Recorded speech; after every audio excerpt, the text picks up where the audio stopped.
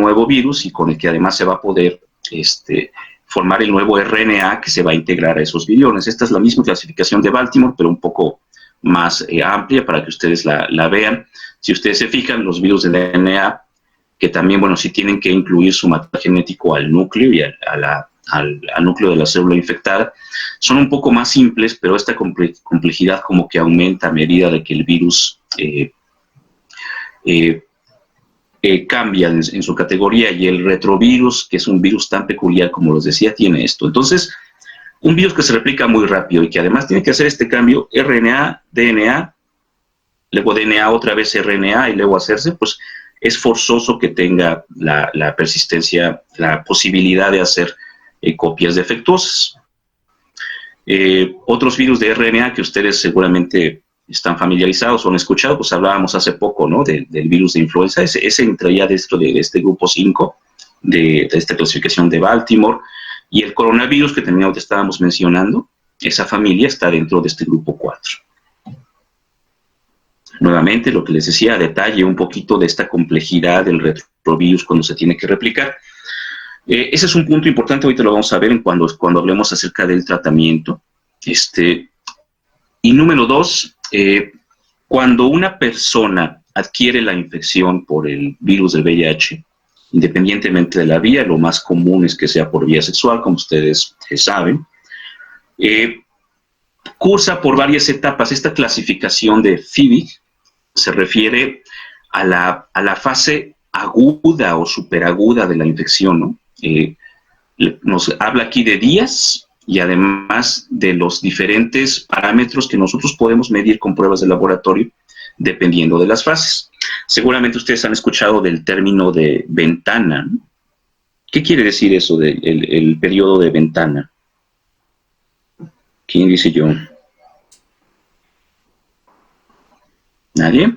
Bueno, término de ventana se refiere a que una persona ya adquirió la infección por el virus, pero ustedes le hacen la prueba, por ejemplo, la prueba de ELISA, y está negativa. Esa prueba de ELISA, como ustedes saben, es una prueba que mide anticuerpos circulando en la sangre, pues requiere forzosamente tiempo. Estamos hablando de días o semanas, meses, probablemente, dependiendo de la prueba de ELISA que utilicen. Las primeras que hubo disponibles no eran tan sensibles como las de segunda, tercera, cuarta generación. Y entonces ustedes podían pasar por alto un paciente, ¿no? El paciente llega angustiado porque tuvo un contacto sexual de riesgo. Hazte la prueba de ELISA y se las trae el fin de semana. No está negativa, doctor, doctora, ya puedo seguir con la vida loca, ¿no? No pasa nada. Y no, o sea, probablemente es un paciente que está en ese periodo de ventana. Bueno, esta clasificación de FIVIC nos habla todavía de etapas más tempranas, ¿no? Inclusive aquí empieza con esta fase de eclipse. Ninguna prueba que ustedes le hagan al paciente, y pueden ser hasta más de 10 días, reporta o les da evidencia de que este paciente ya tiene infección. Si nosotros hacemos una carga viral ultra sensible, es un estudio que nos mide con mucho mayor sensibilidad el número de copias virales, hasta menos de 5 copias por mililitro, cuando las que se hacen comercialmente tienen un límite de detección de 20 o de 40 copias. Tal vez en esa fase de eclipse podríamos llegar a detectarlos, ¿no? Ya después, si la carga viral normal, que tiene este límite de detección de 40 o 50 copias, encuentra que hay virus, bueno, ya esto es mucho antes de que las pruebas de ELISA estén positivas, ya son FIVIC-1. Si ya de repente empiezan a aparecer algunos antígenos como el P24 o propiamente de ELISA, pues va pasando al 2, al 3. Si ya tenemos un Western blot, dependiendo de cosas, que el Western blot es una prueba que busca proteínas. Y entonces tiene que haber varias para que ustedes digan el Western blot está positivo o está indeterminado. Bueno, si tiene un Western blot que ya reporta positividad para el P31, pues ya es otra etapa más de FIVIC, y ya el Western blot más convencional, bueno, hasta la última etapa. Resumiendo, una persona adquiere la infección por el virus del VIH, y en los primeros días, en las primeras 48 horas, por ejemplo, se ha reportado que tiene una diseminación masiva en todo el organismo de la persona. Sobre todo, uno de los tejidos que ataca de forma muy, muy precoz es el tejido linfoide intestinal. Las placas de Peyer famosas que ustedes recuerdan de sus clases de histología, se atacan, ahí hay unos linfocitos CD4, pero son de memoria central. Los que normalmente nosotros le medimos a una persona infectada son linfocitos CD4 en sangre periférica. Esos estamos hablando de menos del 10% de los linfocitos totales que tiene una persona, ¿no? Bueno, se atacan en forma muy temprano y se destruyen. Es una destrucción masiva e irreversible, además. El virus, además, se aloja en otros tejidos. Por ejemplo, ya les decía yo, en la médula ósea, en los ganglios linfáticos, el vaso, el timo, etcétera, etcétera. Y además tiene otra peculiaridad. Habitualmente el virus infecta a la célula con este receptor CD4. Empieza todo el ciclo de replicación viral y la célula se destruye, la mata. Se liberan miles y miles de viriones que van a infectar nuevas células. Pero hay ocasiones en que el virus infecta la célula, integra, con los pasos que ya les mencioné, su material genético al núcleo celular, pero hasta ahí se detiene el ciclo. Es decir, ya no se generan nuevas partículas virales, y entonces esta célula tiene la infección ahí latente, el virus está dormido, por hablarlo en palabras coloquiales, y si es una célula, por ejemplo, de memoria central, de estas precursoras en la médula ósea, son células que están diseñadas para vivir, ¿qué les gusta? 42 meses, 46 meses, años. Si algún día la célula se divide por mitosis, pues cada célula se va a llevar a su gen integrado del virus, hasta que un buen día se active nuevamente la replicación viral y entonces el virus destruya la célula y libere más. Esta es una de las razones por las que estos sitios, que se disemina de forma muy temprana la infección del virus, se convierten en reservorios, y por eso no se puede curar hoy en día esta infección. Si nosotros le damos tratamiento a una persona y desaparecemos todo el virus que está circulando en la sangre periférica, y sus células CD4, sus linfocitos se recuperan, se normalizan inclusive, y le suspendemos el tratamiento, es cuestión de semanas, meses, en el mejor de los casos, o años, para que ya esté como al inicio de la infección, con cargas virales muy altas, con miles y miles de copias del virus circulando en la sangre, y obviamente con virus que estén disminuyendo. ¿De dónde salió ese virus si la persona no se reinfectó? De los reservorios. Esta, que es el cuadro clásico de historia natural, que ya tiene varios años. ¿Qué edad tenían ustedes, doctores, en el año 96? ¿Menos cuántos? ¿Menos 4? ¿Menos 5? Menos 1. Algunos ya habían nacido. ¿Menos 1? Menos 1. Bueno, ok, por lo menos no están tan viejos. Bueno, no me hacen sentir a mí tan viejo. Es lo que ustedes recuerdan. Esta primera fase, estas primeras semanas o meses de la infección, lo que se conoce como infección primaria, es cuando se puede dar el famoso síndrome retroviral agudo. Esto es un evento que se presenta entre el 15 y el 20%, tal vez 10%, dependiendo de la serie donde lo revisen, de las personas, que puede dar los síntomas de flu-like que hablábamos la sesión pasada: fiebre, rinorrea, dolor faríngeo, crecimiento ganglionar, aunque en este caso se ha descrito que ese crecimiento ganglionar puede ser como que más generalizado, ¿no? No solamente en cuello, sino en axilas, ingles, etcétera. Puede haber inclusive una dermatosis, la aparición de un rash por ahí transitorio, pero normalmente estos síntomas, que como les decía se presentan en una frecuencia muy baja, ceden espontáneamente en 1 o 2 semanas. Y entonces, ¿qué es lo que piensa la persona? Pues no sé, me hizo daño lo que comí, me estaba dando gripa, algo pasó, pero ya se me quitó y que siga la vida loca, ¿no? Entonces, esta persona puede entrar a esta fase de latencia clínica que pueden ser años, dependiendo de qué tan rápido progrese la infección. Si es un controlador elite, pueden ser décadas en las cuales esta carga viral, que inicialmente aumenta cuando se está dando esta diseminación masiva y destrucción masiva de tejido linfoide, baja baja mucho. Esto es lo que le dicen por ahí el cenit, ¿no? Si han escuchado eso. ¿Cuál es el cenit de la carga viral? ¿Cuál es el punto más alto que alcanzó el individuo durante la infección aguda, ¿no? Y sus CD4 disminuyen en forma muy abrupta, pero una vez más se recuperan.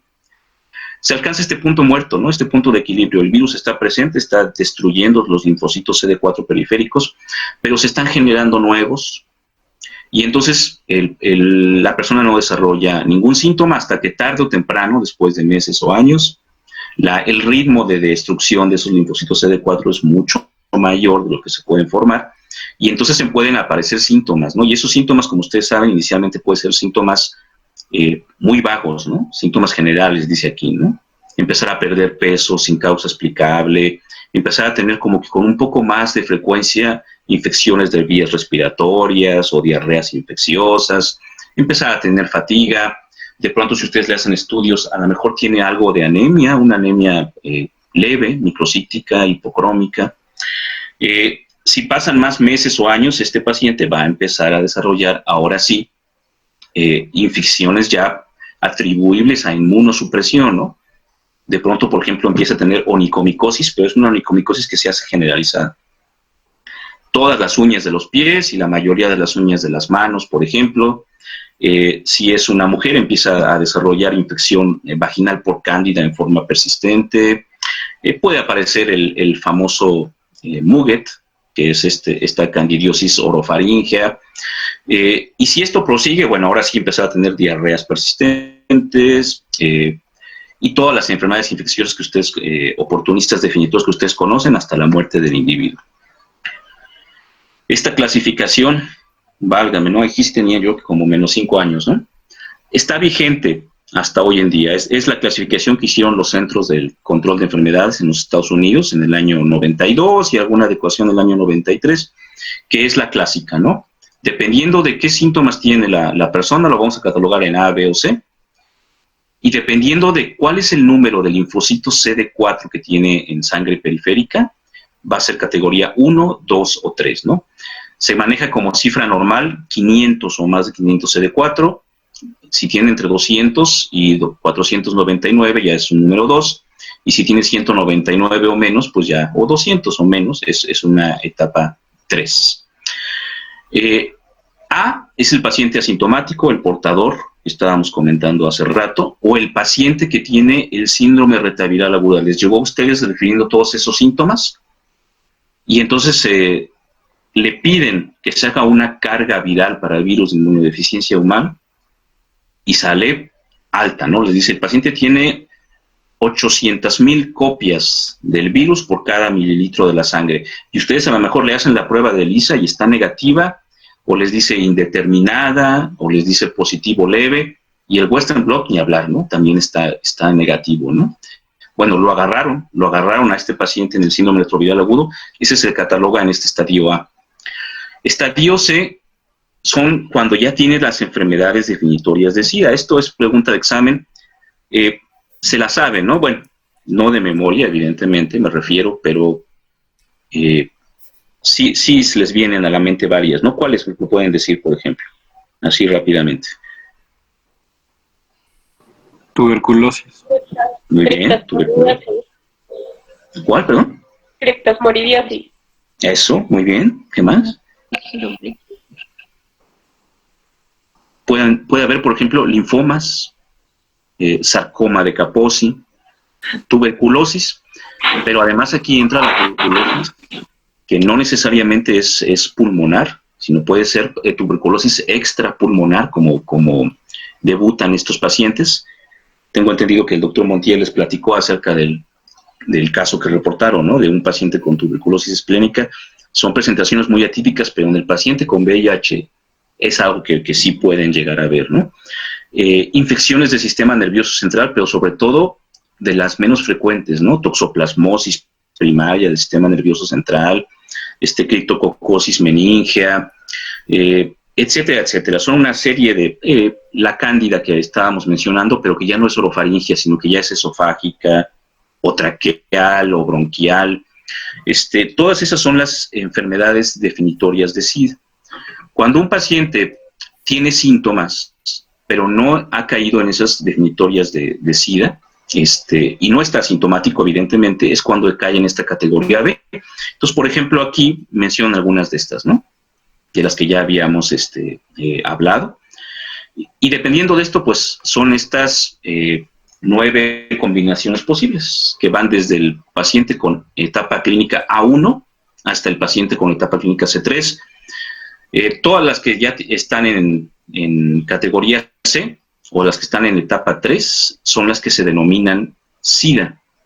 Entonces, cuando inicialmente se hablaba mucho y se hacía énfasis en que se dijera, a ver, el paciente tiene VIH y es portador o tiene SIDA. Bueno, se referían a esta clasificación, ¿no? O sea, SIDA es si tiene menos de 200 CD4, aunque esté asintomático, o si ya tuvo o ya tiene alguna enfermedad de de VIH, aunque tenga cuentas de CD4 normales. Esta clasificación no toma en cuenta la carga viral que hemos estado mencionando, simple y sencillamente porque en esas épocas no teníamos carga viral, no existía. Entonces, como ustedes saben, estos son los principales marcadores que se usan en clínica cuando estudiamos a un paciente con VIH, ¿no? CD4, que ya les dije, son los linfocitos T, CD4 que están circulando en la sangre periférica, que es un reflejo de todo esto, el estado inmunológico finalmente, el riesgo. Esto se vio desde las primeras años y décadas de que la pandemia, que esto predecía de forma muy lo vamos a ver ahorita, la presencia de infecciones oportunistas, y la carga viral, que ya fue algo posterior, que más bien la utilidad que tiene es un marcador de la respuesta al tratamiento. ¿Cómo se reportan esos? Va a depender mucho del laboratorio donde se pidan la muestra. Este es, por ejemplo, uno de los que se reportaban aquí con nuestros pacientes, que se hacían en la clínica 32, antes de que se dañara por el sismo. Y entonces, por ejemplo, de repente reportan así cosas que pueden parecer muy complejas, ¿no? Pero es cosa de verlo con calma para irle entendiendo, ¿no? Nos reportan el número total de linfocitos T, o sea, todos los que son CD3 positivos. Y normalmente nos ponen el número total y además en porcentaje. O sea, ¿qué porcentaje de todos los linfocitos circulantes, o sea, todos los que son CD45 positivo, son linfocitos T? Pues el 72%, ¿no? Y luego lo va a su vez especificando en otros, dependiendo de los marcadores que tiene positivos, ¿no? Si es, por ejemplo, un linfocito T CD8, o sea, que tenga el CD3 positivo y el CD8 positivo, nos reporta el número absoluto y en porcentaje. Y estos que son los que nos interesan, los linfocitos TCD4, los cooperadores que les dicen por ahí, o sea, CD3 positivo, CD4 positivo, ¿cuántos tiene? Y en porcentaje. ¿Sí? Entonces, aquí lo importante, bueno, ¿cuál es el número que nos interesa? El número total de linfocitos TCD4. Acuérdense que ya dijimos, se supone que el consenso es 500 o más. Se sabe que en las mujeres es un número un poco más bajo con respecto a los hombres, y además se sabe, por ejemplo, que estos linfocitos CD4 están muy influidos por el ritmo circadiano. Si ustedes se toman una muestra y miden sus linfocitos CD4 a las 6 de la mañana, y luego se la vuelven a tomar a esta hora, y luego se la toman a las 9 de la noche, van a notar cómo con horas de diferencia sus CD4 bajaron de tener, por ejemplo, 900, después ya tenían 750 y en la noche ya a lo mejor tienen 600. Y se sabe también, por ejemplo, que esto lo influye mucho la presencia de otras infecciones.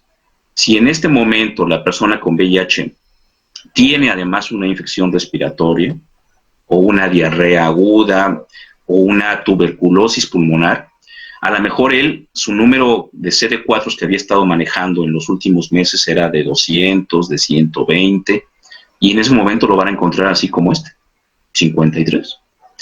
¿Por qué? Porque se activó toda la respuesta inmune, toda esta cascada que ustedes ya han estado escuchando de citocinas. Se activan CD4 y al momento que se activan, pues también se activa la replicación viral y entonces se destruyen más rápido. Es como echarle gasolina al fuego, ¿no? Sabemos que esto va a provocar eso. Y hay otros laboratorios que lo reportan pues de forma un poco más sencilla, ya sin todo esto que les decía, pero finalmente lo que van a ver ustedes, el común es esto, ¿no? Que nos reportan el número de linfocitos CD4 en cantidad absoluta y en porcentaje, y el de CD8. Esto del CD8 porque inicialmente, cuando no había disponibles pruebas de carga viral, se empezaron a dar cuenta que los pacientes, mientras más bajaban su conteo de CD4, más incrementaban el número de CD8. Y eso era no otra cosa sino un reflejo del estado de activación inmune del paciente. El organismo estaba detectando que tenía un problema de inmunosupresión, que necesitaba CD4, y entonces en un intento, es una explicación burda obviamente de defenderse, pues echaba lo que fuera a circular a la sangre, ¿no? CD8, oye, es que estos no se necesitan, pero pues es lo que hay, ¿no? Entonces, mándalos a esos aunque sea, ¿no? Hoy en día es un parámetro que ya no tiene tanta importancia, sin embargo, sí sirve todavía, por ejemplo, para ver ese mismo estado de activación inmune por consecuencias que vemos hoy en día de la infección por VIH. Hoy en día el problema de los pacientes, por los tratamientos que hay, ya no es la inmunosupresión y la caída de CD4, sino el estado inflamatorio persistente por el hecho de que la infección no se cura, aunque estén indetectables, porque eso se ha visto que se asocia a una serie de trastornos que seguramente ustedes ya han revisado en sus otras rotaciones: enfermedad cardiovascular, neoplasias no asociadas a VIH, procesos acelerados de aterosclerosis, de envejecimiento, ¿no? Si han escuchado hablar por ahí del término de inmunosenescencia, pues es algo que tiene que ver con esto. Y bueno, carga viral. Esa normalmente nos reportan así, nos ponen cuál es el límite de la prueba. Por ejemplo, aquí en este caso es una prueba que el límite inferior es de 40 copias, el límite superior es de 10 millones. Y entonces, cuando está por abajo del límite de detección, hay dos opciones: o nos ponen así, no detectado, o luego a veces nos ponen menor de 40 copias. ¿Vamos bien hasta aquí? Sí. Entonces, miren, ustedes saben que la Secretaría de Salud, para muchas enfermedades, sobre todo las enfermedades infecciosas, pues ha emitido estos documentos oficiales que son las normas oficiales mexicanas, ¿no? Y hay una norma para casi cualquier enfermedad, que son como los lineamientos, ¿no? De cómo se tiene que estudiar, cómo se tiene que tratar a una persona. Se supone que esto es de observancia obligatoria, ¿no? Tanto en medio particular como instituciones, ya llámese IMSS, ISSSTE, Secretaría de Salud, INSABI, como sea, ¿no? Fuerzas Armadas, etcétera, etcétera, ¿no? La norma oficial mexicana que tuvimos aquí disponible por primera vez fue esta, la primera, la 010 SCA A2 1993. Se hizo una actualización en 2010 y está este proyecto que pues todavía hasta la fecha, y más con esto de la pandemia, yo no sé si lo vamos a ver en algún momento, donde van actualizando estos conceptos. Pero resulta que la aparición de la infección por el VIH revolucionó y ha cambiado la medicina moderna que conocemos hoy en día de una forma que no tienen idea, ¿no? Los que ya estamos veteranos en esto, digo yo, cuando apareció el VIH en México en el año 86, yo estaba en la prepa, ¿no? Yo todavía no estaba estudiando medicina, pero empiezas a ver cosas, ¿no? Y empiezas a ver cómo se están desarrollando las cosas. La cantidad de conocimiento que se generó en áreas de inmunología, de virología, de tratamientos, de medicamentos, ha marcado un parteaguas en lo que es la medicina moderna. En vacunas, así como surgió la pandemia, lo primero que se intentó hacer es la vacuna, y es la fecha que no la tenemos, ¿no? Y desgraciadamente hay quien dice que, haciendo esta analogía, y si estamos hablando de un virus de RNA, pues lo más seguro es que con el coronavirus podríamos esperar alguna situación así. No necesariamente, son virus diferentes, este es un retrovirus, el otro no, entonces tiene sus diferencias, ¿no? Entonces, esta diapositiva es básicamente por dos razones que me interesa que la vean. La primera, porque sí nos habla de cómo se hace el diagnóstico. Seguramente ustedes han escuchado que el diagnóstico del VIH se hace mediante una prueba de tamizaje, que habitualmente es la prueba de ELISA o alguna prueba rápida, y una confirmatoria, ¿no? Y que si no tienen las dos, pues el paciente no tiene VIH y eso tiene implicación legal. Y entonces si el paciente les llega y está muy preocupado y dice, doctora, es que yo creo que tengo VIH, pues no sé, hasta que no me traigas tu ELISA y Western Blot. Y en eso pueden pasar meses o años hasta que este paciente tenga las pruebas, por muchísimas razones, ¿no?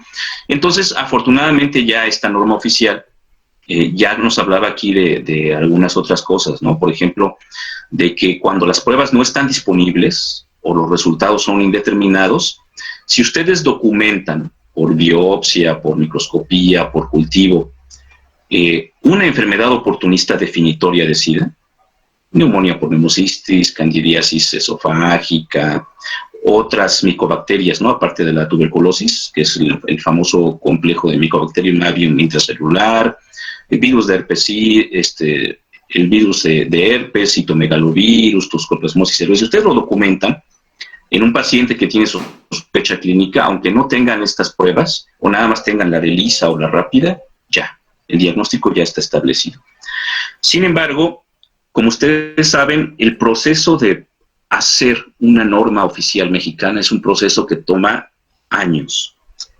Evidentemente un grupo de expertos se reúnen en base a la última evidencia disponible, la literatura, hacen todos estos lineamientos sobre cómo diagnosticar, cómo tratar, cómo vigilar pacientes, pero en lo que este documento final recibe las aprobaciones de las cámaras, porque así está determinado por ley, pueden pasar años. Y esto es una enfermedad que genera tanta información y que hay cambios tan rápidos que no podemos esperar hasta que la guía, el proyecto de 2018 se salga para que ya lo podamos utilizar. Entonces, todos los países, sobre todo los países de primer mundo, de forma anual sacan una guía donde están hablando ellos cuáles son los últimos lineamientos. Es una guía que sustituye a la anterior, por decir así, y vienen en base a la última evidencia, a la última disponibilidad de medicamentos, cómo debe tratarse un paciente con VIH. Y México en ese sentido, pues ha hecho lo mismo, que es la guía de SENSIDA, ¿no? Los americanos, por ejemplo, inclusive tienen dos grupos, el de la Asociación Internacional de SIDA, el IAS, o la de los, que depende de los Centros de Control de Enfermedades, el DHHS, y estos inclusive hasta 2 veces por año, cuando es necesario, sacan actualizaciones y nuevas guías de tratamiento. Entonces, primer consejo importante, cuando ustedes estén con un paciente con VIH o necesiten saber, bueno, ya qué le hago a este cuate, ¿no? Ya tienen las pruebas, ya, y de pronto no tengo la opción de que lo vea el infectólogo o referirlo a un centro donde haya alguien que lo pueda tratar, ¿qué se puede hacer, no? O el paciente ya me dijo, ¿sabe qué, doctora? Yo no voy a ir.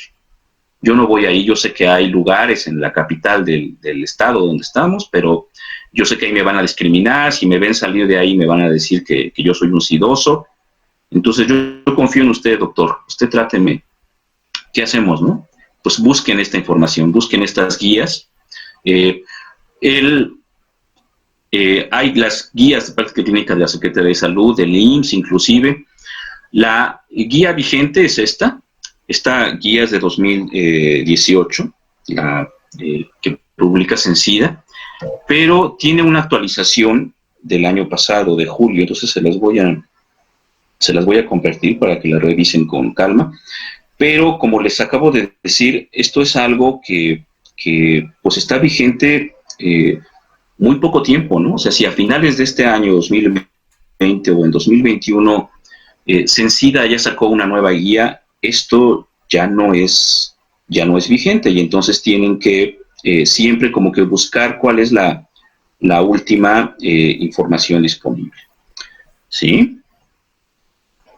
Hasta aquí no sé si tengan alguna duda, alguna pregunta. ¿Nada?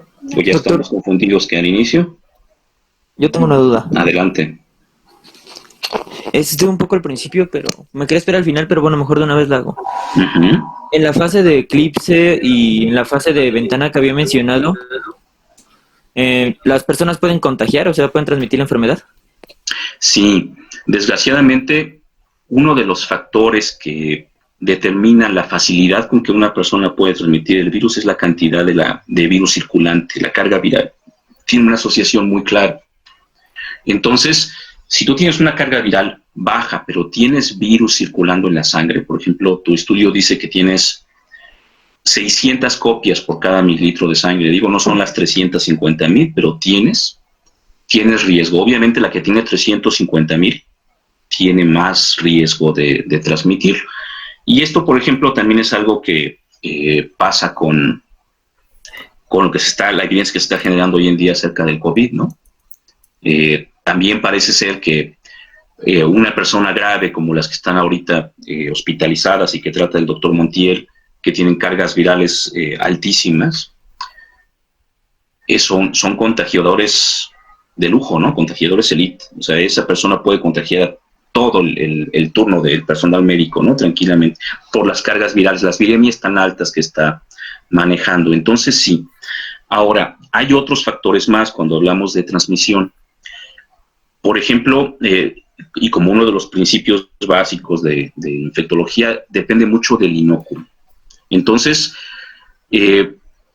cuando hay contacto sexual sin uso de protección, por ejemplo, si el hombre es seropositivo y su pareja, ya sea hombre o mujer, son seronegativas y es un contacto de tipo insertivo activo, el riesgo de contagio es muy alto que si es a la inversa. ¿Sí me entiendes? O sea, tenemos una pareja heterosexual, el hombre es positivo, la mujer es negativa. Si no hay protección, el riesgo de transmisión del hombre hacia la mujer es muy alto.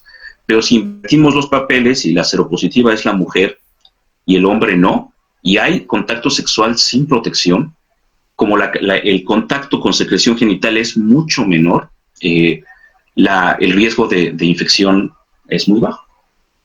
Y también, bueno, obviamente depende de otras cuestiones más, ¿no? ¿Algo más que quieran comentar? Gracias, doctor.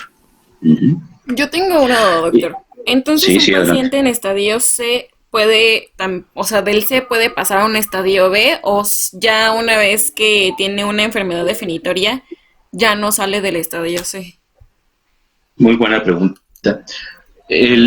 La referencia que les puse, la publicación que hacen los CDC en el 92, la corrección en el 93, entonces creo que hay otra corrección en el 94, pero es prácticamente lo mismo. Dicen que un paciente sí puede cambiar en la clasificación, pero si empeora. Si, por ejemplo, el día de hoy en su consultorio, el día de mañana en su servicio social, en el consultorio, llega un paciente de alto riesgo, un hombre que tiene sexo con hombres, que no usa protección en la mayoría de las veces, que les trae ya sus estudios que se hizo con ELISA y Western blot positivos, está asintomático y tiene, por ejemplo, unos CD4 de 350. Entonces tú dirías, ¿sabes qué? Pues tú estás en una etapa clínica A2, estás asintomático, pero ya tienes menos de 500 CD4, pero tienes más de 200. Te tienes que tratar, mira que esto, si no se trata, es potencialmente mortal. El paciente se asusta y se va.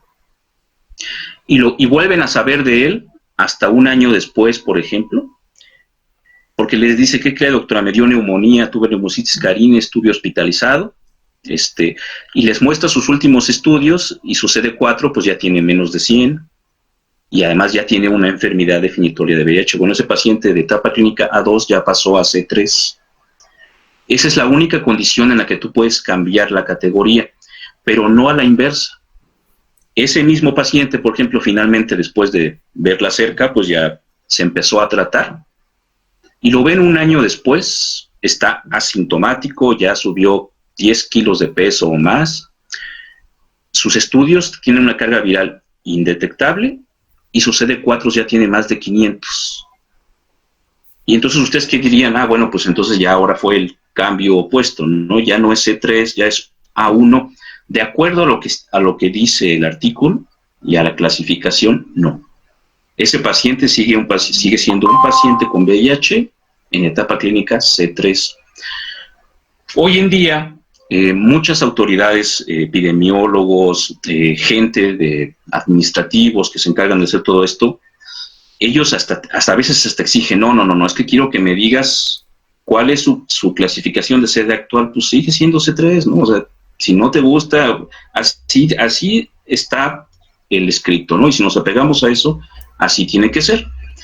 Pero bueno, sí, hoy en día van a escuchar por ahí gente, sobre todo les insisto, epidemiólogos más que clínicos, más que tratantes, que sí abogan por eso, ¿no? De que se tiene que darle reversa a su clasificación inicial.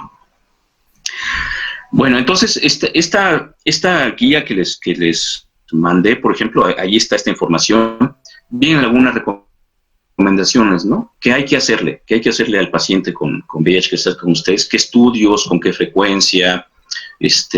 Obviamente hay que indagar acerca de infecciones de transmisión sexual, de hepatitis, de tuberculosis, ver cómo está la función renal. Bueno, son una serie de cosas. Y es que lo importante, y desgraciadamente, es que vamos a tener que, bueno, a ver hasta dónde llegamos y hasta dónde no se cansen ustedes también. Cuando hablamos acerca del tratamiento para estos pacientes, ha sido una historia con el tiempo que ha ido evolucionando. ¿Por qué? Porque no había los medicamentos que hoy hay, fueron apareciendo gradualmente a lo largo de los años, y conforme se tenían más elementos para estudiar a los pacientes, se fueron encontrando cosas interesantes. Por ejemplo, esta gráfica que ya tiene pues, cerca de 20 años, que empezaron a publicar las guías de DHHS en Estados Unidos, lo mostraban de forma pues, muy explicativa, ¿no? Si nosotros graficáramos a un grupo de pacientes de acuerdo a su conteo de CD4, o sea, los que lo tienen CD4 muy buenos, de más de 750, de 500 a 750, y así nos vamos hasta el grupo que tiene menos de 200. ¿Cuál es la probabilidad de que en 3 años el paciente tenga una enfermedad definitiva de VIH o que muera? Y como ustedes pueden ver, pues mientras más bajos los CD4, el riesgo va aumentando. Pero si además, por ejemplo, nosotros medimos la carga viral, aquí está expresado en logaritmos, mientras la carga viral sea más baja y el conteo de CD4 sea más alto, pues la posibilidad del riesgo es muy bajo, ¿no? Pero mientras la carga viral vaya siendo más alta, aunque los CD4 estén bien, es un paciente que va a progresar más rápido, entonces su riesgo pues ya subió, ya es de un 30 y tantos %, ¿no? Este grupo que estaba arriba del 80, 85%, pues era así como que el grupo más riesgoso. Entonces inicialmente el consenso de cómo tratar o cuándo tratar a un paciente con VIH era esos pacientes, que tengan CD4 de menos de 200 y que tengan cargas virales muy altas, de más de 100,000 copias por mililitro, por ejemplo, o de 150,000 copias. Oye, pero es que los otros también están en riesgo. Pues sí, pero es que primero los fármacos son muy caros, segundo, producen muchos efectos tóxicos, y si el paciente que está asintomático, que estamos platicando, tiene 350,000 copias, no se siente mal y yo le empiezo a dar el tratamiento, ahora sí se va a empezar a sentir mal, ahora sí va a tener todos los días náusea, diarrea, va a empezar a tener una serie de efectos. ¿Y qué es lo que va a pasar? Pues va a abandonar el tratamiento. Lo va a dejar de tomar porque decía, yo me sentía bien y ahorita ya me estoy sintiendo mal. Y es un tratamiento muy caro, entonces, pues con la pena, pero no se los ofrecemos, ¿no? Nada más a estos. Ahora, esa misma gráfica, en un paciente que está con tratamiento y que sí lo está tomando, aquí lo que nos marcan en el título es con el tratamiento HART. ¿Sí saben qué quiere decir esas siglas de HART? Lo vamos a mencionar ahorita. Es el tratamiento antirretroviral de alta eficiencia, ¿no? De alta actividad. Son siglas en inglés. En español tiene varios nombres, ¿no? El TARA, tratamiento antirretroviral de alta actividad, o el TARGA, ¿no? Tratamiento antirretroviral de gran actividad. Varios nombres, ¿no? El cambio es dramático, ¿no? A pesar de tener CD4 muy bajos y tener cargas virales muy altas, el riesgo a 3 años pues es significativamente menor, ¿no? Entonces, eso ha provocado que a lo largo de las últimas décadas las guías estén como en un efecto de péndulo de un reloj, tengan un vaivén, inicialmente de decir, oye, no no trates a todos, ¿no? Trata a los que tienen menos de 200 CD4. A estos de acá, ¿no? Y después dice, no, pero es que mira, ya tenemos más medicamentos, ya no son tan tóxicos, entonces ya vamos a incluir a los que tienen menos de 350, ¿no? Obviamente a lo mejor un economista en salud diría, no, ¿cómo crees? Eso es mucho dinero, ¿no? Y lo necesitamos para la refinería de Dos Bocas o lo que ustedes quieran, ¿no? Entonces empieza la negociación, el estira y afloja. Conforme pasan los años, dicen, ¿sabes qué? Pues ya el precio de los medicamentos ya bajó, además ya son todavía más seguros, pues vamos a incluir a los de menos de 500, ¿no? Que finalmente siguen teniendo un riesgo, pues, importante, ¿no? Y además el economista de salud se da cuenta que a la larga le sale más caro no tratarlo porque se va a hospitalizar 2, 3, 4, 10 veces antes de que finalmente fallezca y va a generar un costo altísimo por tratarle la enfermedad oncológica que ya se asoció, la neumonía, porque lo va a tener que pensionar por invalidez, ¿no? Porque era un paciente joven, económicamente activo, y de pronto llega un punto que ya está en silla de ruedas y, pues ni modo, lo vas a tener que pensionar. Entonces, le sale más caro y entonces finalmente afecta, ¿no? Acepta, ¿no? Ok, menos de 500. Oye, y si más de 500, ¿no? ¿Cómo crees, no? Pues ese está sano, ¿no? Ese, ¿cómo crees que lo vamos a tratar? Bueno, en base a los estudios que se han reportado, lo que fueron los últimos 5 años, toda la última década, es clara la evidencia que apoya la ventaja de tratar, y además es lo más racional, ¿no? ¿O ustedes han escuchado alguna enfermedad infecciosa, ahorita que estamos hablando de esto, por ejemplo en TB, que ustedes les dijeran, no, pero es que mira, si el paciente está muy bacilífero, si tiene 3 cruces en el bar de esputo, lo tratamos porque tiene mucho riesgo de contagiar, pero si nada más tiene una cruz, pues mejor no lo trates, ¿no?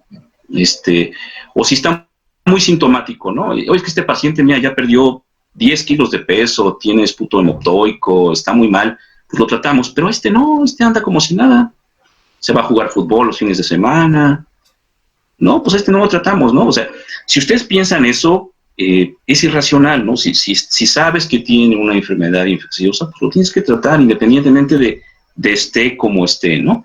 Bueno, esto que hoy a lo mejor a ustedes les parece como una obviedad, en los últimos años sí hubo mucho conflicto y mucha negociación, no había la evidencia suficiente hasta un estudio que se llama START, que salió, sí, se publicó hace como unos 3 años, es un estudio que detuvieron antes de tiempo, porque era el primer estudio, era un estudio multicéntrico, me parece que eran 12 países, incluyendo México, que el requisito era que fueran pacientes con CD4 de más de 500, o sea, normales, y tratarlos y compararlos con los demás, que se les está tratando solamente si tenían menos de 500.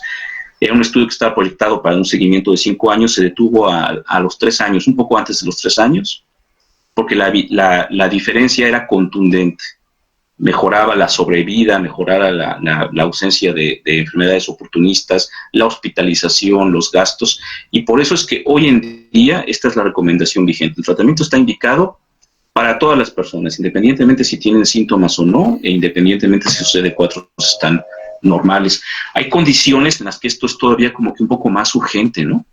Las mujeres embarazadas, como ustedes se pueden imaginar, si la mujer no sabía que es seropositiva, se detecta en el 2º trimestre del embarazo, tiene un riesgo de transmitir la infección a su bebé, ¿no? La transmisión vertical. Bueno, si esta mujer al momento de que finalice el embarazo, que se interrumpa, está indetectable, la posibilidad, los números anda por abajo del 1%. Por ahí del 0.5, 0.9%, depende de donde lo revisen. En primer punto, prácticamente es 0%. Entonces eso es una urgencia. Está embarazada, tiene que empezar el tratamiento sí o sí, y lo tiene que empezar además ya, y lo tiene que empezar con el tratamiento que más rápido la lleve a ese punto, porque como ustedes se pueden imaginar, el que un paciente empiece a tomar tratamiento no es que al día siguiente ya va a estar indetectable, es un proceso que toma semanas o meses inclusive, ¿no? Entonces, bueno, hay que hacer lo posible para que esta mujer llegue al fin de su embarazo indetectable, ¿no? Pacientes que tienen CD4 muy bajos, que ya están con la enfermedad definitoria de VIH, la nefropatía asociada al VIH, el deterioro neurocognitivo. Cuando hay algún, por ejemplo, hepatopatía, sobre todo si es una hepatopatía infecciosa, es hepatitis B, hepatitis C, es un paciente que tiene prioridad, tiene que empezar el tratamiento antiviral lo más rápido posible. Y aquí una cosa muy interesante, el paciente que les ponía el ejemplo con el síndrome retroviral agudo, si lo empezáramos a tratar en ese momento, hay cada vez más cohortes, más estudios que están publicando que a esos pacientes les va a ir muy bien. De hecho, hay reportes, hay una cohorte francesa muy famosa, ACORD se llama, que a estas personas dejaban de tomar el tratamiento después de estar 2 años, o sea, me refiero que eran pacientes con síndrome retroviral agudo que empezaron el tratamiento así muy precozmente y se mantenían indetectables como si se hubieran curado. Tarde o temprano, a lo mejor después de 1 año o 2 de estar sin tratamiento antiviral, las cargas virales volvían a ser muy altas, los CD4 empezaban a bajar, pero como que eran pacientes que les iba muy bien. Entonces, todo esto está marcando una de las estrategias que se están estudiando actualmente para cura de VIH. Esta gráfica nada más es lo que les comentaba para que ustedes vean en el tiempo cómo ha sido la disponibilidad de medicamentos, cuáles han salido, las ventajas que tienen. Como dato histórico, pues ustedes saben, ¿no? El primer antiviral que hubo disponible fue la sidobudina, el famosísimo AZT Retrovir, que era el nombre comercial. Hay una película de eso, ¿no? ¿Les gusta el cine? Hay una película que se llama el Dallas Boyers Club, ya tiene algunos añitos, donde es una película interesante porque hablan acerca de eso, ¿no? De las personas con VIH cuando la sidobudina salía como primer y único tratamiento y evidentemente estaba muy restringido, ¿no? Y se usaba solo como en protocolos de investigación para demostrar que realmente servía. Tenía unos efectos adversos altísimos. Hoy en día es un medicamento que ya prácticamente no se usa. No van a creer, yo tengo un paciente que todavía toma sidobudina por otras razones. Pero es un medicamento que le salvó la vida a miles, si no es que millones de personas, ¿no? No solamente con los años han ido saliendo nuevos medicamentos, sino que han evolucionado. Por ejemplo, vidanosina, que es un medicamento antiviral. Cuando salió por primera vez era un polvo que tenía que diluirse en agua para tomarse.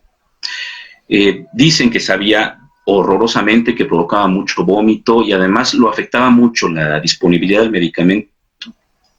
Otras cosas, por ejemplo, si el paciente lo tomaba con alimento para que no le diera vómito, se absorbía la mitad del fármaco. Entonces tenía que tomarse 2 horas antes del alimento o 4 horas después, porque si no, no se iban a alcanzar los niveles plasmáticos requeridos, ¿no? Ya después un año después, bueno, ya lo simplificó, ya estaba preparado, ya no tenías que agregarle agua para prepararlo, pero seguía sabiendo muy feo. Entonces después hicieron tabletas que ya quitaban el inconveniente del sabor, de 100 miligramos, entonces tenías que tomar 2 en la mañana y 2 en la noche y estar viendo el reloj para ver a qué hora podías comer y a qué hora no podías comer. Después, pues la simplificaron, en vez de hacer 2 tabletas de 100, pues una de 200, hasta que finalmente, en el 2000, apareció una presentación de liberación prolongada con los 400 miligramos para tomarse una vez al día. Ya es una cápsula, entonces ya también se limitan mucho los efectos adversos, aunque sigue siendo la recomendación de 2 horas antes del alimento o 4 horas después.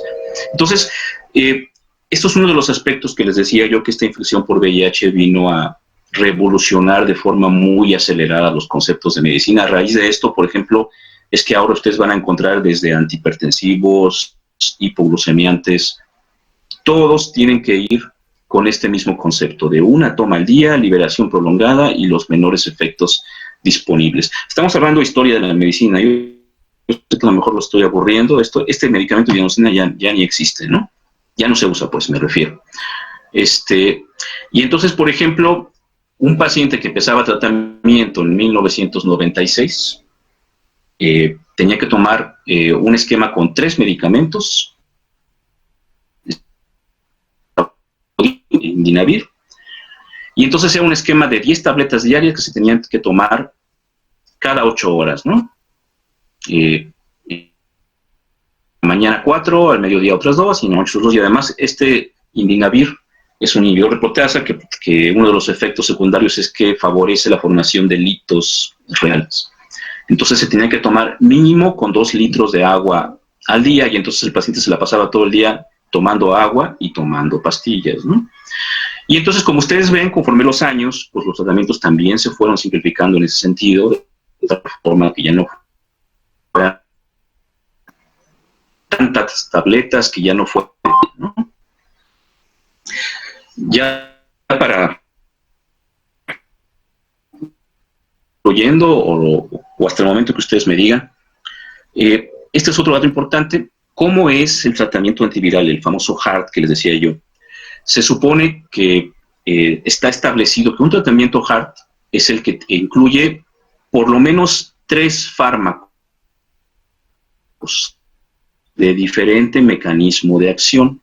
Por ejemplo, un inhibidor de proteasa o un inhibidor de la transcriptasa reversa, es esta enzima que se encarga de hacer el cambio de RNA a DNA, por eso es un retrovirus, porque utiliza una transcriptasa reversa. Bueno, hay un fármaco que se utiliza para eso, o un inhibidor de integrasa, que es la enzima que hace que una vez que ya tenemos DNA viral, se integre al DNA de la célula, por ejemplo, o un inhibidor de proteasa, que como lo dice, es una enzima que se encarga de cortar en pedazos pequeños las proteínas que se van a usar para ensamblar al nuevo virus. Y esto va con una columna vertebral, con una asociación de 2 medicamentos que siempre son inhibidores de la transcriptasa reversa, pero son análogos de nucleótidos, o sea, son detalles de la estructura química, ¿no? Nunca monoterapia o biterapia. Esto es el HART. Esto está establecido desde 1997 a nivel mundial, así se estableció. Y el tratamiento de rescate es cuando un paciente empezó con este tratamiento, pero por alguna razón, a los 2 años o al tiempo que sea, el paciente generó un virus con mutaciones que lo hacían resistente a los medicamentos que estaba tomando. La causa más común de eso es porque no tenía buena adherencia. No lo estaba tomando bien. Los fines de semana, desde el viernes en la tarde, ya no lo tomaba para poder irse a ir de fiesta. Hasta el lunes o martes que se acordaba, pues lo volvía a tomar otra vez. O lo tomaba un día sí y un día no. O si el tratamiento eran de 3 tabletas diarias, pues se le hacía muy fuerte, ¿no? Y le habían dicho que eso le hacía daño al hígado, entonces pues nada más hoy se tomaba 2 y mañana otras 2, y allí él iba haciendo ahí sus ajustes raros. Bueno, evidentemente ese paciente no tenía una concentración mínima inhibitoria en forma persistente, y el virus que está generando espontáneamente estas mutaciones, pues las hacía y se volvía resistente. Entonces le teníamos que dar un tratamiento de rescate. Tiene que llevar 2 o más fármacos que todavía estén activo, y aquí sí, preferentemente, si él estaba tomando un inhibidor de transcriptasa reversa no análogo, en este esquema de rescate hay que darle uno que tuviera un medicamento, un mecanismo distinto, un inhibidor de proteasa o un inhibidor de integrasa, por ejemplo, ¿no? Y entonces, bueno, esto para que nada más lo vean, dentro de estos inhibidores de transcriptasa reversa análogos de nucleótidos, que son los que hacen el backbone, estos son los que están, ¿no? Sidobudina, didanosina, tenofovir, intricitabina. La industria farmacéutica ya ha sacado, como sabe que estos son asociaciones, y no son asociaciones random, ¿no? Decir, pues escojo este y este. No, no, no. En base a las propiedades farmacológicas, hay combinaciones que se recomiendan y combinaciones que no se deben usar. Entonces, de las combinaciones que se recomiendan, pues la industria farmacéutica ya sacó una tableta que ya trae los 2 componentes para tomarlo 1 o 2 veces al día, ¿no? Convivir, que es sidobudina más lamivudina, Quivexa, que es abacavir más lamivudina, Truvada, que es tenofovir y intricitabina, es la famosa pastillita azul que se utiliza para PrEP, para la profilaxis, ¿no? En países del primer mundo, en México se está usando apenas como plan piloto en lo que era el INSABI, en lo que es el INSABI, para disminuir el riesgo de que la persona adquiera la infección por el VIH. Estos son otros grupos de medicamentos, los inhibidores de transcriptasa reversa, pero que son no análogos, que estos se acompañan al backbone que les decía, los inhibidores de proteasa. Aquí están los nombres. Estos siempre tienen que ir potenciados por alguna de estas 2 sustancias, ritonavir, que es un inhibidor de proteasa, o cobicistat, actúan sobre el citocromo P450 para que el efecto dure las 24 horas, por ejemplo, ¿no? También ya hay coformulados. Y además les pongo aquí la abreviatura porque desgraciadamente el tratamiento de la persona con VIH como que la han relegado mucho a que nada más el infectólogo o el médico tratante de VIH, yo soy internista, yo no soy infectólogo, por ejemplo, es el que trata esto. Los demás no, aunque sea internista, aunque sea lo que sea, entonces si les llega, no, mándaselo al doctor Juárez, él es el que sabe de esto, ¿no? Y entonces se ponen luego todavía las abreviaturas, ¿no? Como si esto fuera además algo más místico, ¿no? O mágico, ¿no? O sea, como una receta de quimerismo, no sé, cosas muy raras, ¿no? Inhibidores de integrasa, son estos de aquí, inhibidores de la fusión, y ¿se acuerdan ustedes que al principio hablábamos del virus que tiene el tropismo R5, que utiliza este correceptor? Bueno, hay un medicamento que actúa sobre ese correceptor para impedir esa unión. Obviamente un paciente que tiene un virus que puede ocupar los dos receptores, que es dual mixto o que es X4, este medicamento no le sirve. O sea, aunque se lo demos, no va a tener beneficio. Hay que hacerle primero un estudio especial al paciente para poderle indicar esto, ¿no? Los últimos años, pues la industria farmacéutica ya sacó las combinaciones de tratamiento que sabe que son efectivas, pero ya todas en una sola tableta. Entonces, una tableta una vez al día con efectos secundarios muy leves comparado a los primeros tratamientos, y son los nombres comerciales y los que tenemos, ¿no? El más reciente, el año pasado, el Biktarvy, que afortunadamente ya está disponible en México, tanto en la Secretaría de Salud como en el IMSS y en el ISSSTE, ¿no? Pero como la medicina no deja de ser algo irónico, pues de pronto los últimos años empezaron a salir cosas que nos estaban moviendo el tapete, ¿no? Durante años nos enseñaron que el tratamiento HART nunca monoterapia o biterapia, ¿no? 3 fármacos y además establecida la combinación de esa forma. Bueno, de repente la FDA empezó a probar primero un tratamiento que era biterapia, dolutegravir, que es un inhibidor de integrasa, y rilpivirina, que es un inhibidor de fructipasa reversa no análogo de nucleótido, que ya están coformulados, se llama Juluca, para pacientes que iniciaban con un tratamiento HART convencional, pero que después de 6 meses ya estaban indetectables, pues le dábamos 2. ¿Por qué hacer eso, no? ¿Por qué pasarlo de 3 fármacos a 2? Costos, siempre es más barato utilizar 2 que 3 fármacos, y efectos adversos, aunque son medicamentos que han mejorado mucho en sus efectos, tienes más riesgo de efectos adversos si utilizas 3 que si utilizas 2. Y el año pasado, pues que nos aprueba los gringos el Dovato, ¿no? Biterapia, dolutegravir, lamivudina para inicio, o sea, ya no un paciente que iniciaba con HART y después lo simplificábamos a 2, no, desde un inicio 2 con muy buenos resultados. Entonces, probablemente esta es la tendencia en los siguientes años. Hay estudios ya muy avanzados en fase 3 que utilizan igual un inhibidor de integrasa que se llama cabotegravir y rilpivirina, pero ya lo hicieron, lo tienen en presentación intramuscular de depósito de liberación prolongada. Y los estudios, la verdad, están mostrando cosas bien padres, ¿eh? O sea, una dosis intramuscular cada 2 meses, que sí tiene efectos adversos. Provoca desde mialgias, artralgia, cefalea intensa, dolor en el sitio de la inyección. Pero el paciente ya no tiene que estar tomando medicamentos todos los días, cada 2 meses irse a aplicar una inyección, y la efectividad es la misma. Los estudios hasta ahorita están mostrando que es lo mismo que si está tomando 2 o 3 fármacos todos los días, que si se inyecta una vez cada 2 meses, y evidentemente se pueden imaginar, pues los pacientes están felices, ¿no? Prefieren eso, aunque les cause todas esas molestias, inyectarse una vez cada 2 meses que estar todos los días de su vida tomando medicamentos. La guía de Sensida que les mostraba, la de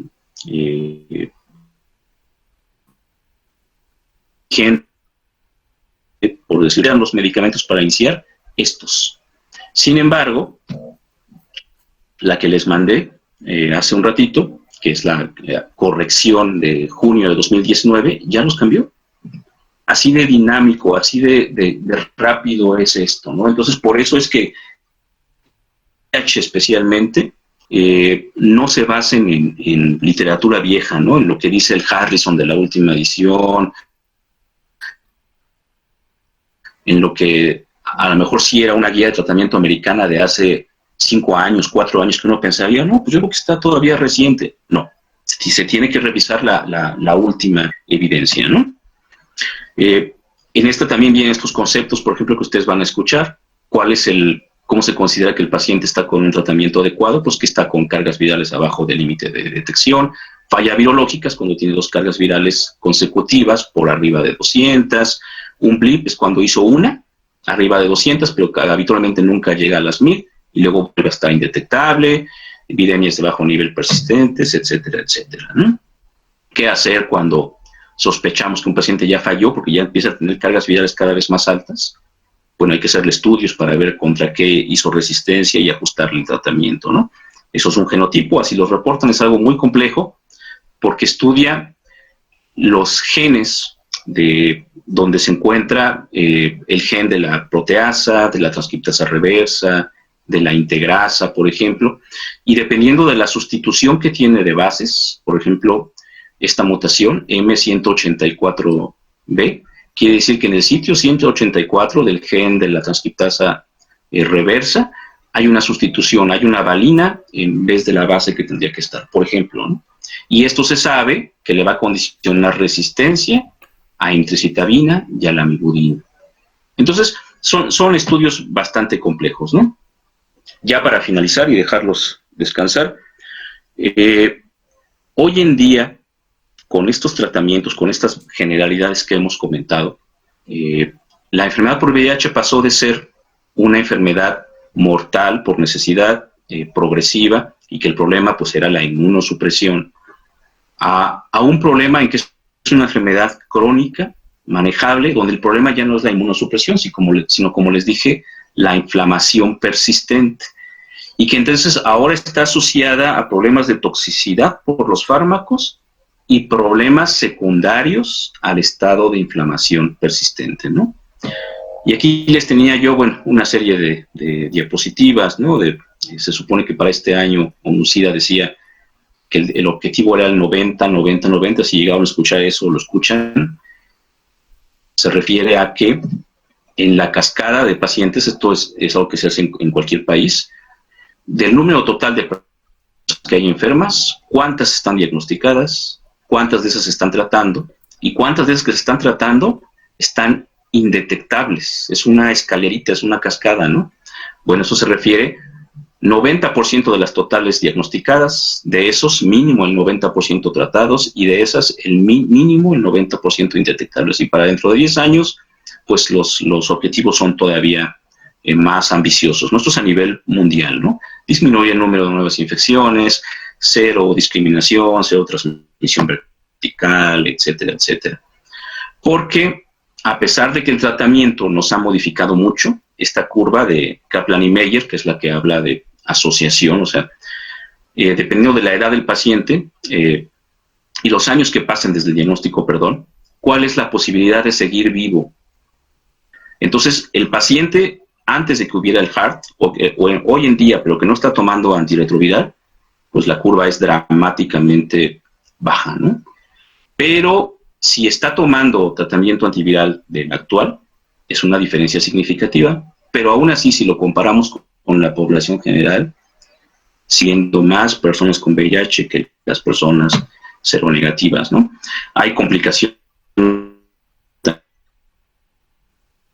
este síndrome trofia, son cambios, ¿no? En la presencia de grasa en tejido subcutáneo, ¿no? Empieza a desaparecer en algunos sitios, en la cara, por ejemplo, y se empiezan a formar estos pliegues marcados, hipodistrofia facial, pero en otros sitios se empieza a acumular, empiezan a desarrollar una jiba, una jorobita de búfalo, grasa intraabdominal, intraperitoneal, y bueno, la aparición de grasa en las extremidades, en los glúteos, en las piernas, en los antebrazos, da este aspecto de extremidades muy delgadas y venomegalia, ¿no? Como que la gente dice, es que me crecieron las venas, ¿no? Pues es que en realidad ya no hay tejido subcutáneo. Dislipidemia, que es más común en los pacientes con VIH, aún antes de empezarse a tratar, pero también todavía en los que están tratados, de hecho, es mucho peor. Enfermedad de los riñones, enfermedad neurológica, enfermedad ósea, comorbilidades, ¿no? Estudio muy, muy interesante. Si ustedes grafican, estas son las enfermedades que tiene una persona, ninguna, tiene una, tiene dos, tiene tres. Obviamente, mientras el grupo de edad avance, va a ser más común que las personas ya vayan disminuyendo, ya no tengan ninguna patología, tengan por lo menos unas, o dos, o tres. Bueno, en las personas seropositivas, estamos hablando de personas tratadas, indetectables. Vean ustedes cómo la distribución de entre los 50 y 55 es prácticamente la misma de los 55 a 60, ¿no? En las personas seronegativas. Por eso se dice que una persona con VIH tiene un envejecimiento prematuro. En realidad tiene 10 años más de los que su edad cronológica dice, ¿no? Y bueno, otras cohortes en ese mismo sentido. También aquí en el hospital estamos haciendo un estudio al respecto. Probablemente para el próximo año tengamos ya resultados. Y pues la población que está envejeciendo, ¿no? Esta es la misma curva que les mostré al principio, nacional, pero esta es de las que yo veo en el turno vespertino aquí en el hospital. Y entonces, si ustedes ven, pues sí sigue siendo una enfermedad que predomina en hombres con respecto a mujeres, pero ya no tiene ese pico único y el descenso abrupto, sino que empieza a ser esa jorobita. De hecho, ya empezamos a ver otros picos y de años anteriores la distribución es muy similar, o sea, es una población que está envejeciendo.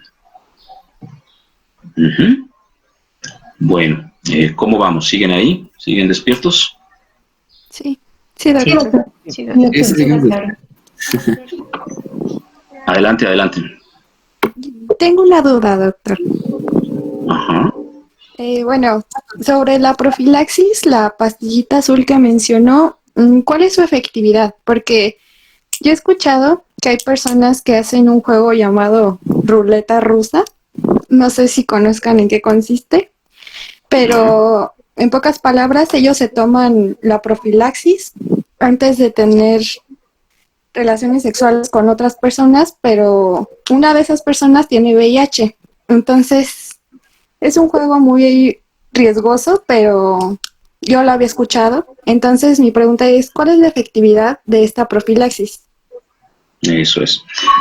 Sí, es que hablar de esto, el término es PrEP, que es la profilaxis preexposición. Es algo muy complejo porque efectivamente no depende de un fármaco, requiere de una serie de conductas, ¿no? De que la persona pues tenga una relación monógama, que siempre se use protección, el preservativo, que evite otras prácticas de riesgo como ese tipo de juguetes, o utilizar juguetes sexuales que compartan con otras personas, etcétera, etcétera.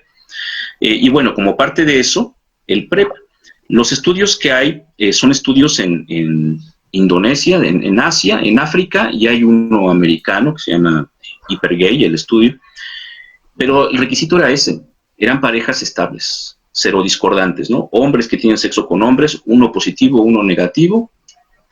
Si se cumplían estas condiciones, la efectividad era altísima, era mayor del 90%.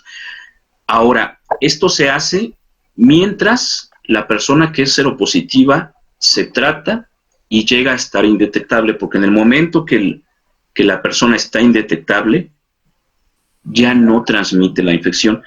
Van a escuchar ustedes por ahí un término, o lo pueden buscar en internet, U igual a U, que son las siglas en inglés de indetectable igual a intransmisible.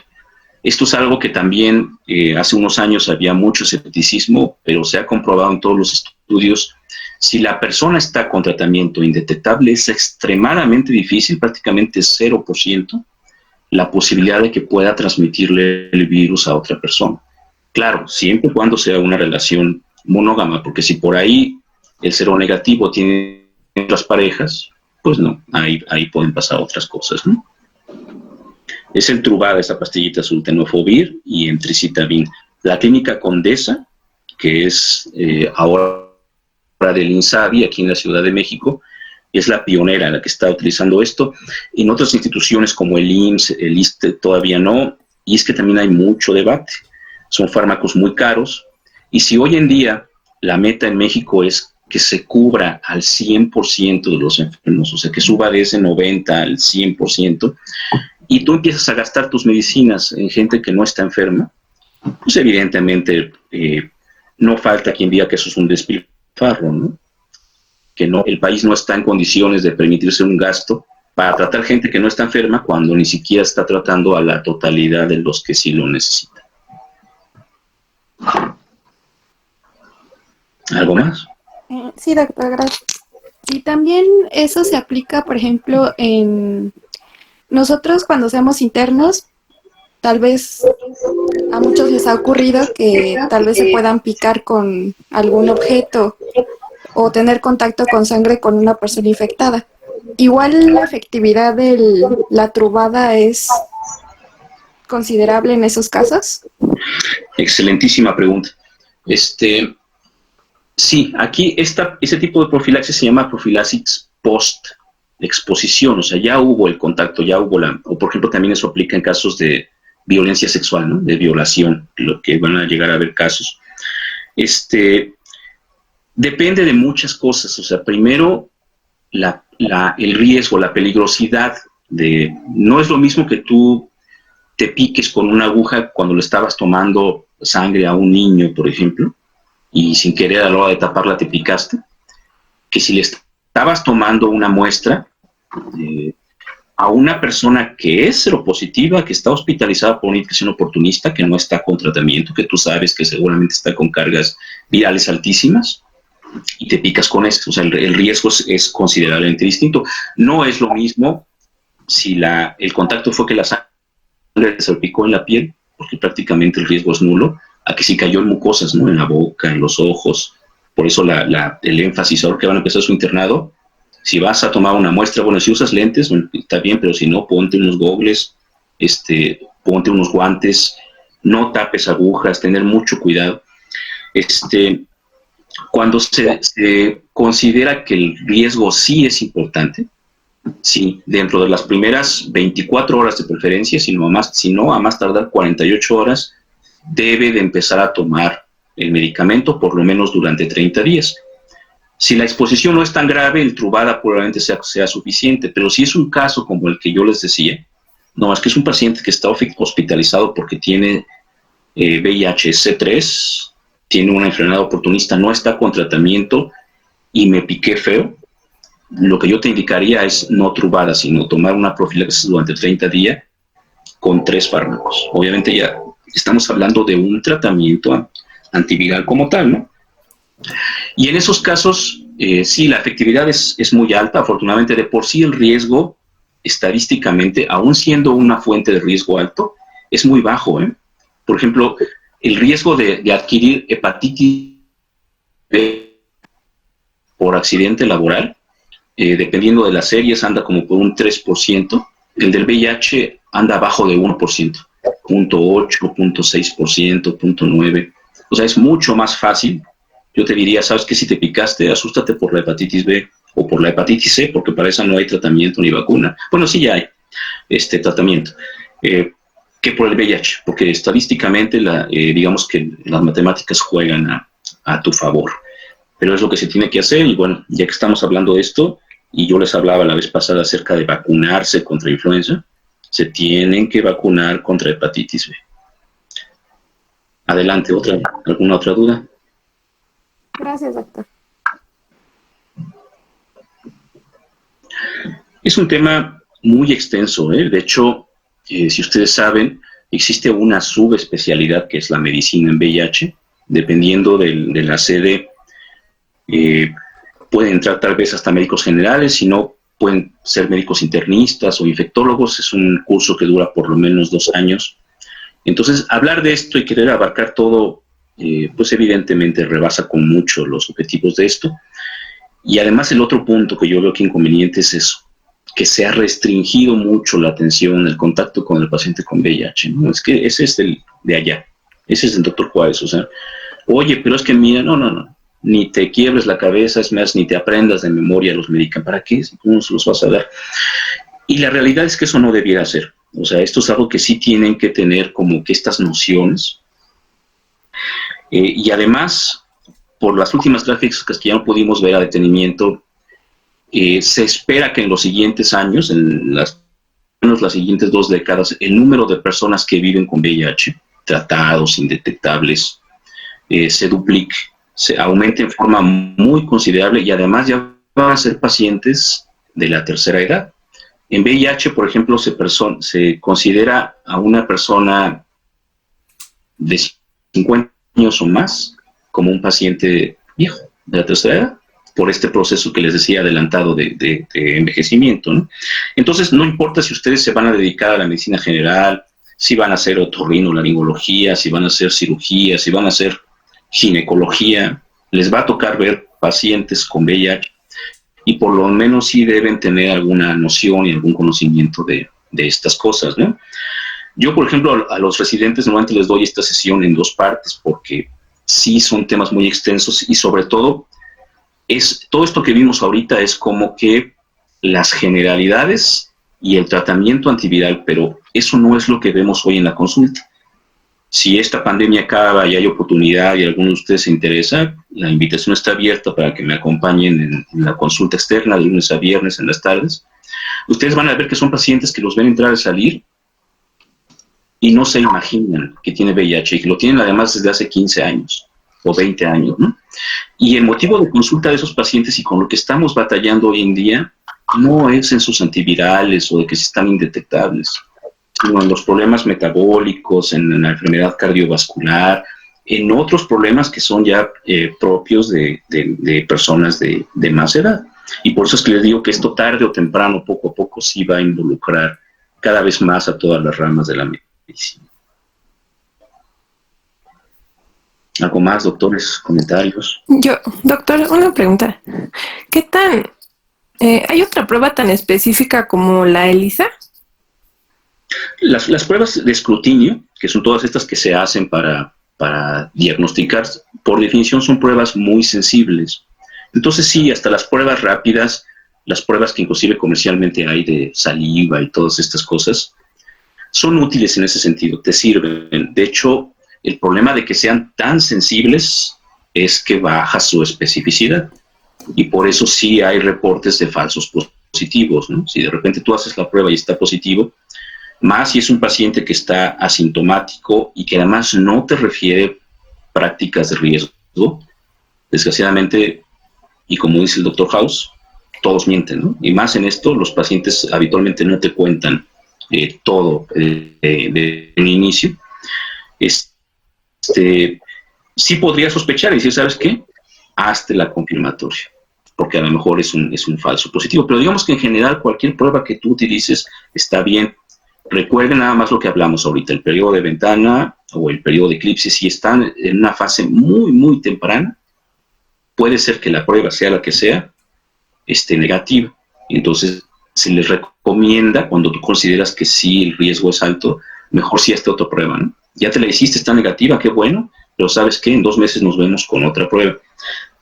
Cuando hay el accidente laboral, lo que estábamos platicando ahorita, de que se picaron con la aguja, el protocolo más o menos es así. En ese momento que se presentan conmigo en urgencias o en donde sea, les van a pedir que se hagan una prueba de ELISA, que se hagan estudios generales, pruebas de funcionamiento del hígado, etc.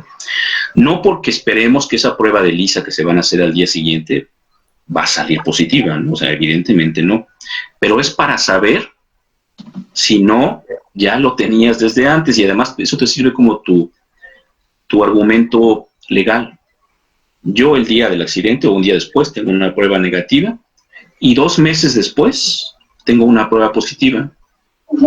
Pues evidentemente quiere decir que la profilaxis no funcionó y hubo transmisión. Entonces el protocolo es ese, te haces la prueba en ese momento, una prueba a los 2 meses y otra última prueba a los 6 meses. Aunque el tratamiento que vas a tomar va a durar 30 días, lo tienes que hacer de esa forma para tener la certeza, ¿no? De que no se pasó nada por alto. Y además, evidentemente, hay que hacer las otras pruebas, hepatitis B y hepatitis C, por lo menos. ¿Algo más, doctores? Acuérdense de todas maneras que el canal, la comunicación sigue abierta, ¿no? O sea, si de pronto tienen una duda, con la confianza antes de la siguiente sesión o por los medios que ya hemos platicado, la pueden comentar y lo podemos platicar. Muchas Sí. gracias, doctor. Bueno, Gracias, doctor. ¿qué tema nos toca para el viernes? Infecciones del sistema nervioso. Eso es. De esto ya no lo Buenos días. tocaron con el doctor Montiel. ¿Cómo? Y que si ya no tocaron infecciones del sistema nervioso con el doctor Montiel. Ah, no, ayer nos quedamos, el último tema fue infección de vías urinarias. Y le comentamos que el día de hoy íbamos a ver con usted VIH, el viernes infecciones del sistema nervioso central y con él vamos a ver el domingo infecciones emergentes y... Ay, no recuerdo cuál otra. Infecciones de piel y tegumentos, ¿no? Ah, sí. Eso es. Lo de enfermedad de transmisión sexual para la siguiente semana, entonces sería, ¿eh? Sí. Bueno, ok. Para que entonces también lo platiquemos. Si lo quieren presentar ustedes, si quieren que les comente yo, aunque realmente de esto, bueno, sin... es algo que yo veo comúnmente por la naturaleza de los pacientes que yo atiendo, pero como les he dicho, pues yo no soy infectólogo, ¿no? Pero bueno, con todo gusto, y así se ha hecho otros cursos, y yo les puedo dar también esa sesión si a ustedes les interesa.